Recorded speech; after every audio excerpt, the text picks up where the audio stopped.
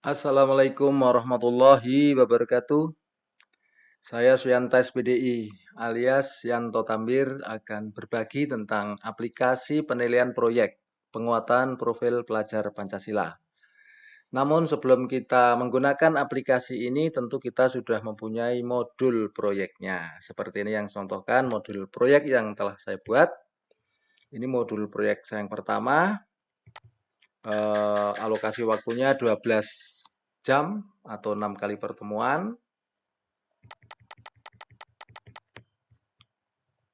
Kemudian ini modul proyek saya yang kedua dengan judul Belajar Berhemat dengan Menabung yang terdiri dari 16 jam pelajaran atau 8 kali pertemuan.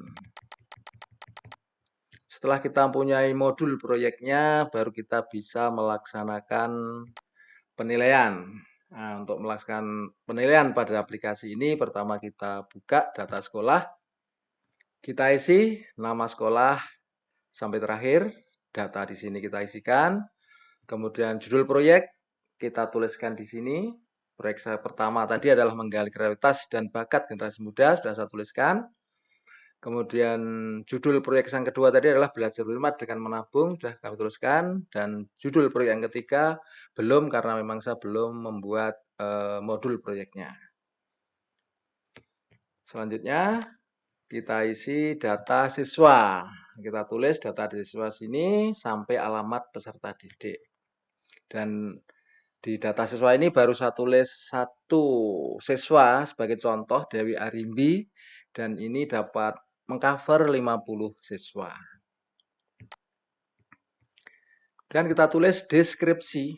Jadi judul proyek yang pertama tadi menggali kreativitas tadi, deskripsinya kita tuliskan di sini.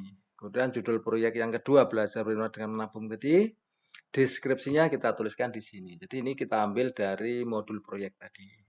Kemudian yang ketiga, judulnya masih kosong dan deskripsi proyeknya pun masih kosong melompong karena memang belum buat modul proyeknya. Setelah kita tulis deskripsi, baru kita membuat catatan. Di sini adalah kita isikan catatan kita pada pelaksanaan proyek pertama atas nama Dewi Arimbi. Kemudian proyek yang kedua seperti itu, yang ketiga pun seperti itu. Namun ini masih kosong, yang ketiga belum buat catatan karena memang belum dilaksanakan proyek atau proyeknya memang belum dibuat modulnya.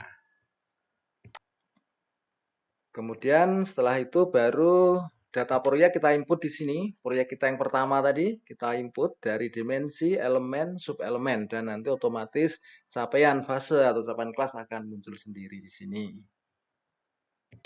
Kemudian nilai proyeknya juga kita tulis di sini, kita checklist sesuai dengan nama siswa dan keadaan siswa pada pelaksanaan proyek yang pertama.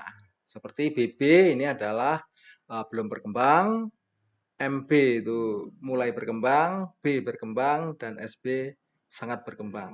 Kita checklist, kita sesuaikan dengan keadaan. Kemudian proyek yang kedua, datanya juga kita input di sini. Kemudian nilai proyeknya, yang proyek kedua juga kita sesuaikan di sini checklistnya. Kemudian yang data proyek yang ketiga juga kita input di sini. Di sini masih kosong, belum diinput. Kenapa? Karena memang belum dibuat modul proyeknya. Kemudian apalagi nilainya ini juga masih kosong, belum bisa menilai, kan modulnya saja belum ada, dan belum dilaksanakan proyeknya. Setelah semua terisi, baru kita cetak rapornya. Kita lihat rapor proyeknya seperti ini. Itu siswa pertama Dewi Arimbi, siswa kedua masih kosong, ketiga masih kosong karena memang belum diinput. Dan kita lihat yang pertama Dewi Arimbi, ini proyek yang pertama tadi judulnya menggali kreativitas dan bakat generasi muda, dan deskripsinya tercover di sini. Judul proyek yang kedua tadi adalah belajar berhemat dengan menabung, juga tercover di sini, dan deskripsinya juga sudah otomatis muncul di sini. Kemudian deskripsi yang proyek yang ketiga, ini judulnya masih kosong karena memang belum dibuat, dan deskripsinya apalagi juga kosong melompong karena memang belum dilaksanakan. Setelah itu Penilaiannya yang proyek pertama tadi menggali kreativitas dan bakat generasi muda akan muncul di sini dan checklistnya sudah kita sesuaikan dengan yang di atas, jadi otomatis yang checklist di atas tadi atau di depan tadi akan muncul di sini sebagai rapor siswa. Catatan prosesnya yang sudah kita input di depan juga akan langsung muncul di sini karena ini nanti di print sebagai rapor proyek siswa. Kemudian yang proyek yang kedua, ini belajar berhemat dengan menabung juga sudah muncul. Checklist hasilnya sesuai dengan yang di depan tadi. Kemudian catatan prosesnya juga sama. Proyek yang ketiga masih kosong ini, belum ada catatan sama sekali karena memang belum dilaksanakan. Nah, setelah itu catatan proses juga masih kosong. Baru setelah selesai semua terisi satu semester di print dan itu kita berikan siswa sebagai rapor proyek siswa atau rapor proyek penguatan profil pelajar Pancasila. Demikian sekilas tentang penggunaan aplikasi penilaian proyek penguatan profil pelajar Pancasila. Semoga bermanfaat. Saya akhiri. Wabillahi taufiq wal hidayah. Wassalamualaikum warahmatullahi wabarakatuh.